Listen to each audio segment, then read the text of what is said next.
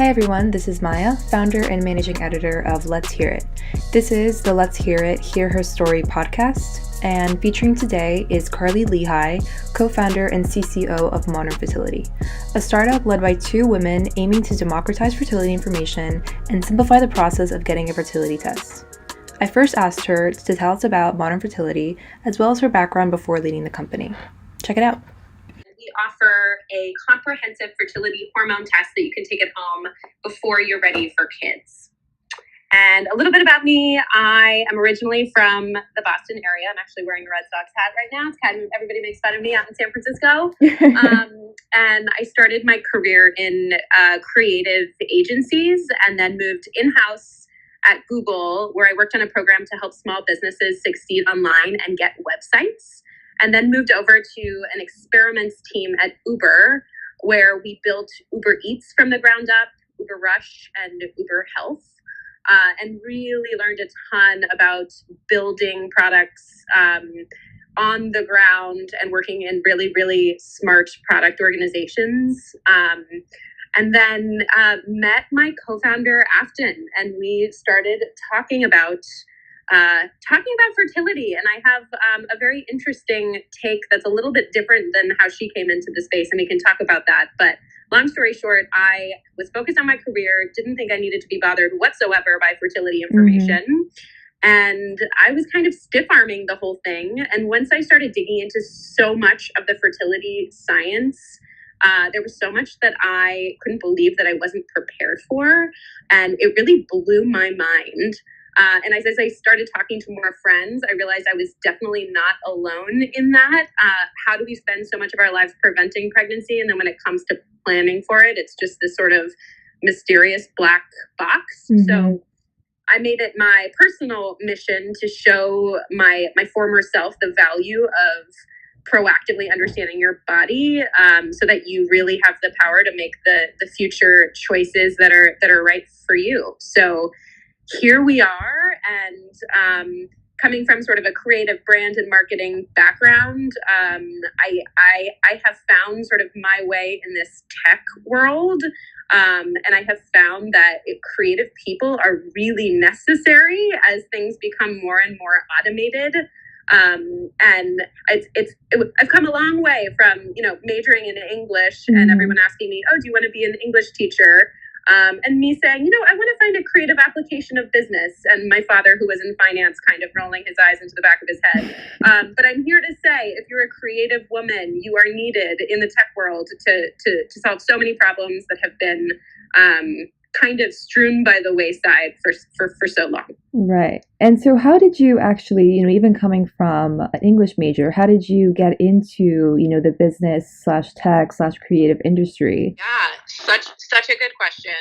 And like I mentioned, I went to a very liberal arts school. We actually didn't even have a core curriculum, and you could take whatever you wanted. And I always loved writing and reading. And I became an English major because I could take all of the cool literature classes. And people would always ask me, "Do you want to be an English teacher?" And I would say, I want to find a creative application of business. There's got to be one out there. And at the time, it was sort of the beginnings of like the Mad Men craze. And at the time, I narrowed in on advertising as, this is the place where you can be a storyteller, where you can be an artist, where you can work with really creative people and solve creative problems. So that's where I headed right off the bat. And I got into advertising at a really interesting time because all of the sort of like old school ways of doing things were really being turned on their head. They really needed, quote unquote, digital natives to come in and help sort of bridge this gap between what was going on with social media and like always on kind of advertising and the old school sort of slower TV campaign rollouts. So I worked on a handful of P&G brands, Tide, Downy, Gain, Duracell, Olay, and really got to understand sort of how those big companies have been operating, and then tried to help infiltrate some of that with some quicker moving, social based digital activations. And being in that world, I had no idea what the tech world had in store. My then director at Google reached out to me via LinkedIn. She had seen me in a creative people article and knew she needed some sort of creativity on her team. And I remember thinking when she reached out, what would I do at Google? Code stuff? Like I didn't understand that there were, these unbelievable pockets of people building products, solving creative problems, trying to humanize technology for the world. So I moved out to San Francisco about 7 years ago, and I worked at Google, where I learned the ins and outs of sort of this tech world, and became more and more confident that creative people needing to tell a story around the products and services that these tech companies are building are really, really important. Right. And so from all that experience from Uber, from Google, what did you learn that you constantly apply to modern fertility? Oh man. So I think the number one thing that I have learned, and I don't think that this is unique to the tech industry per se, I think I've learned you want to be the kind of person people want to work with. And that is the number one criteria for success. You want to support people. You want to follow through when you say you're going to do something.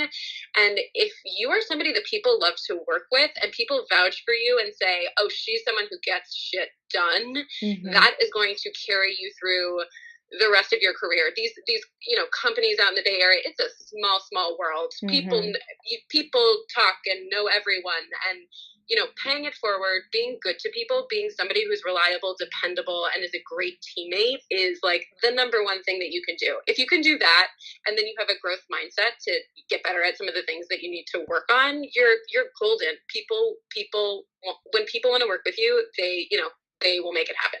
Definitely. No, definitely. And so once you left Uber, so you left Uber when you met Afton and started the kind of like ideating this thing? Okay. Yeah. So we met while I was at Uber, and we were starting to work on what this could look like with modern fertility, and I couldn't get it out of my head. I couldn't get the problem out of my head. I started doing what I do when I don't understand things, which is read.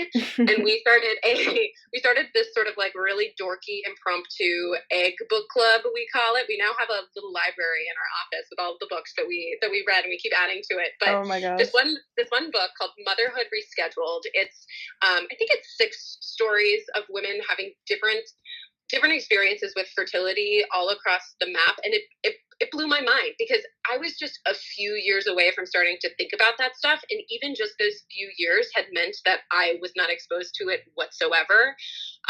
So I kind of got entrenched in this, oh my goodness, what is this gap that seems so universal? How do we spend our lives preventing pregnancy and have no tools to plan for it? So it became an obsession. And then Afton and I decided to apply to Y Combinator, which is a startup incubator out here. And when we got into YC, it was sort of, we looked at each other and we said, all right, we're doing this thing, let's go. And that's when I quit my job, and we went for it. Wow. And what was that like? At that point, did you have like a lot of research? Did you have like a prototype? Like, what did you really have to show them that, this idea is, going to be great in the long run? Yeah, so we had a lot of conviction. That's always good. We had worked our butts off, a ton of research, a ton of wheels in motion. And for us, it was really about showing, we are uniquely positioned to do this. Afton and I talk about all the time, we don't know how people can start companies when they're 18 years old or 20 years old. We called in every single favor from every single person that we have worked with, at Google, at Uber, at 23andMe, to help us get going. So we felt like we had the power of all of those connections. And again, because, be a good person to work with. People are happy to help you later, and you will need their help. And yeah, I think more than anything, we had the conviction, we had the grit, and we were basically signing away our lives for an extended period of time to say, we're going to do nothing else but work on this idea, work on this problem, because this is what we believe in. And that's what we did. And I think so often it's just sort of the deciding to do it that can be, that's the trickiest part. Mm-hmm. And then people ask us all the time, okay, well, how did you do it? How do you build a company? And I have the most boring answer in the world to that. The answer is a list. We literally have a document that was called at the time A-C, Afton and Carly. And, every day we would just have a list of here are the things that need to happen. Here are the things that need to happen. We'd cross off the list. We'd know what the other person was doing, and we just keep going. So it doesn't sound super romantic or sexy, but it was a list. It works. And that's what worked for us. Awesome. But so, about just like fertility in general, right? So how do women like go about this? Like how do you get a fertility test? Like what is like the information asymmetry you guys are trying to solve where women don't know where to go or even what to do in a situation like that? Absolutely. So I'll start by saying that today there really is no such thing as fertility. It's only been infertility. So you traditionally only learn about what's going on with your reproductive hormones after you've already, started to try to have a kid and maybe had trouble. And it's a very sort of backwards way for everything to be operating. So for us, it was really important. We saw that these tests were out there. They're better predictors of future fertility than just relying on your age alone. And we worked to find a way to take those same fertility hormone tests out of the reproductive endocrinologist clinic where they can be expensive, not accessible to everyone, and make sure every woman has the option to use these hormones as a data point for making decisions in the future. So the way it works is you head to our site, modernfertility.com. You can order a test that you can take at home. And once you get your test, you collect a sample and you pop it in the mail. And once that sample is processed by the lab, you get access to a dashboard. And that dashboard walks you through, here's what your hormone levels are. Here's what these hormones mean and why they're important, which is just as important as the actual hormone levels, the actual sort of personalized education around here are the hormones in your body and why they're important. And then you can chat one-on-one with a fertility nurse to get your questions answered. We have a modern women community, which is amazing. We're always talking about, everything from reproductive health to our careers and everything in between. And then we have a live eginar. It's a webinar. We call it an eginar every week where you can ask anonymous questions if you prefer. So what we're actually testing is up to 8 fertility-related hormones. One, AMH, for example, I'll dive in so that you can get sort of a sense for the science, serves as a proxy for how many eggs you have sort of waiting in the wings in your ovaries. And it's actually secreted by the little cells surrounding the follicles, and your follicles hold your eggs. So the more AMH you have, the more mature eggs that you have. And when you track AMH over time, you can get a better sense for how that is changing in your body over time. Wow, that's really, really, really cool. But how are you managing to kind of convince women that there's like this shift in consumer behavior, where now you're taking an at-home fertility test with a finger prick, right? Versus going to, a doctor in person. Yeah, so I think whenever you sort of introduce a new, behavior, a new proactive behavior, you're not exactly sure how that's going to be, how that will come across. We were unbelievably blown away by the number of women who raised their hand and said, "Oh my God, finally I can have a data point.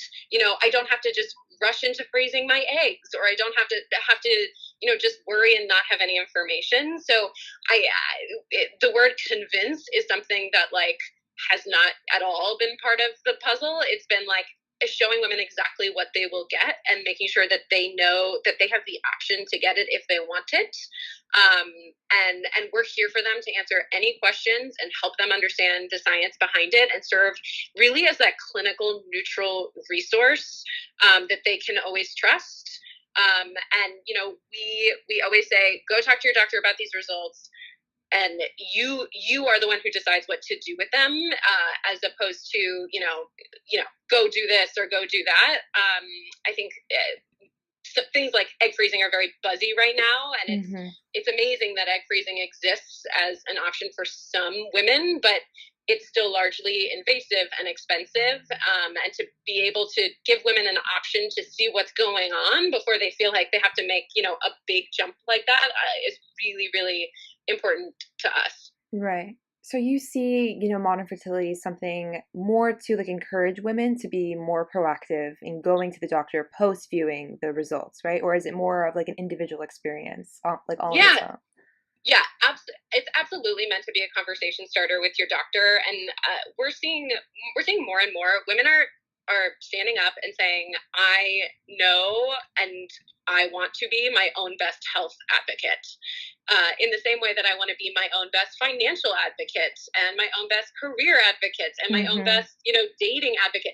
There are all of these tools now that women are taking in stride to make it happen. So if I can walk into the doctor's office, with information and a doctor discussion guide from Modern Fertility and be able to get my questions answered, I'm going to do that.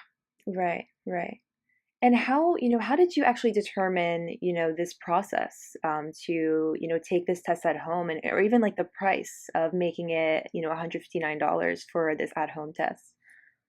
Yeah, so we always say that modern fertility is the same exact science that reproductive endocrinologists use, just different tech, just more accessible. So when I say the same science, I mean the exact same panel of hormone tests that if you walked into a fertility clinic, they would have you test. So this is not, new science. It is based on dozens and dozens of clinical papers. And we work with our medical advisory board really, really closely to make sure every word that we put into the product is not just clinically sound, but very easily understood and interpreted. And that is super, super important to us for sure. Yeah. Awesome. And, when you were, developing the idea for modern fertility and you said you went to YC, so that was kind of like your first kind of like entryway into fundraising for the company. What were some things that you did and what are like some key tactics you have for other female founders in healthcare or in tech in general? Yeah, absolutely. So one of the biggest things with fundraising is, the reality was we were talking to a lot of people who would not be our end user. And that was just sort of the fact of the matter. And so we had to, prove that women wanted this information, that women wanted this test. So we did surveying. We went out into the city ourselves. We held little events where we talked about reproductive health and walked women through our reports and got their feedback. And all of that sort of we transformed into part of the education for potential investors. And it's not their fault that they might never use the product. We had to do the work to make sure that they were able to understand it. And one funny thing that would happen is, we would have potential investors say, okay, I talked to my wife, I talked to my daughter. So they would, they were trying to do like a focus group to try to understand how this sort of fits in. And that's their job to do the research and to understand sort of like what the market looks like. And we were just incredibly fortunate to have investors who immediately understood the value and the implications of women owning and having their own health information. So I can't even begin to say that, we didn't have an extremely positive experience. We were very fortunate. Right.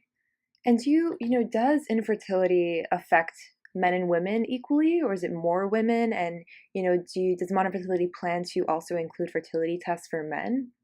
Great question. Everyone asks us this question.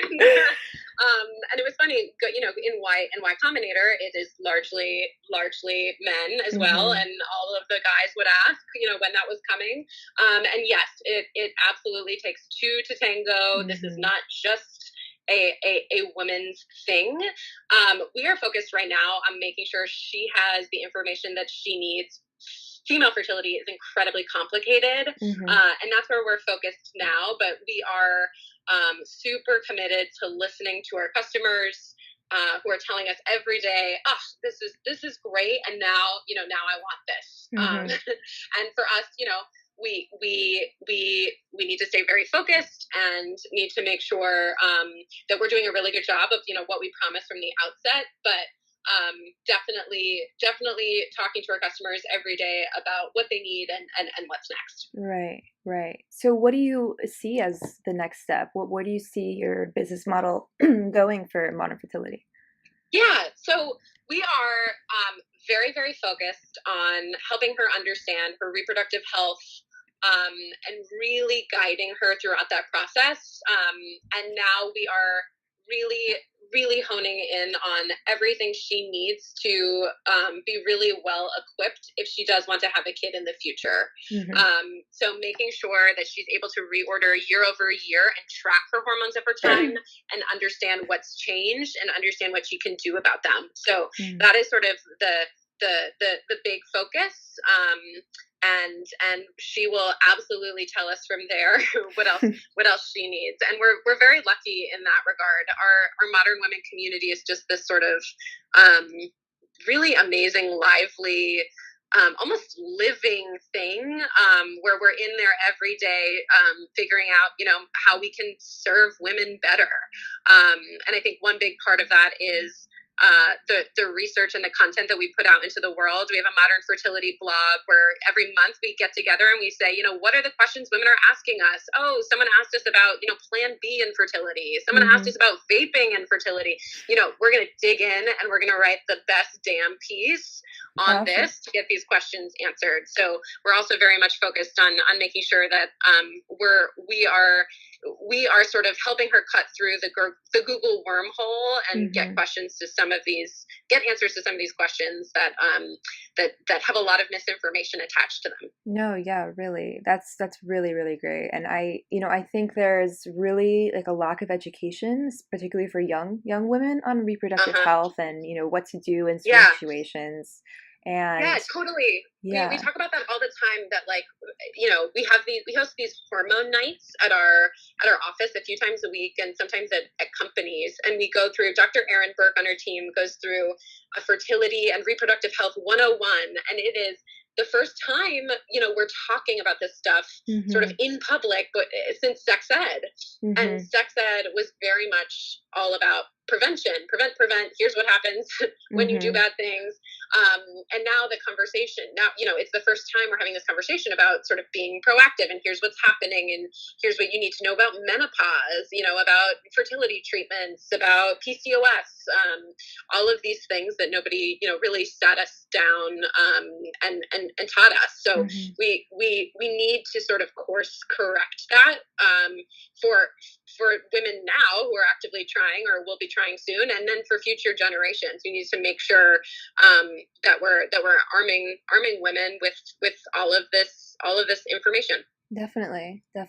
And what's your perception of other companies that are trying to do something similar, like more of like telemedicine type of companies? So it's like Maven, or even like 23andMe, or like Hims or Oscar Health, kind of these companies that are wanting to like automate the process of providing information like this.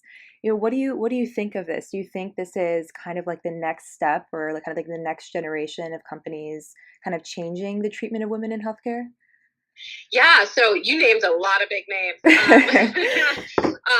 Yeah, so I think we're seeing this sort of like rise of femtech and women's healthcare, and we always say, a rising tide lifts all boats, helping women understand their health and be their own best health advocates. I just think it's a very exciting trend. And I mean, a company like 23andMe was absolutely revolutionary in helping us, be able to even, send something to somebody's house and, people be comfortable with taking a test at home. So I think these companies are sort of paving the way. And I think it's going to be really, really interesting to see what happens when when women have all of the tools at their disposal. Right. No, that's awesome, definitely. And another thing, so just like in general, for, leading the next generation of women entrepreneurs, right? Yeah. You once said, I believe it was at Berkeley, that you said before that the business world needs more creative women. And you were kind of talking about like leadership through Yes. creativity. It was a great talk, by the way. Really liked it. Oh, thank you. But I wanted to get your perspective on like what do you think this even means? Like how do you think this is actually changing for women?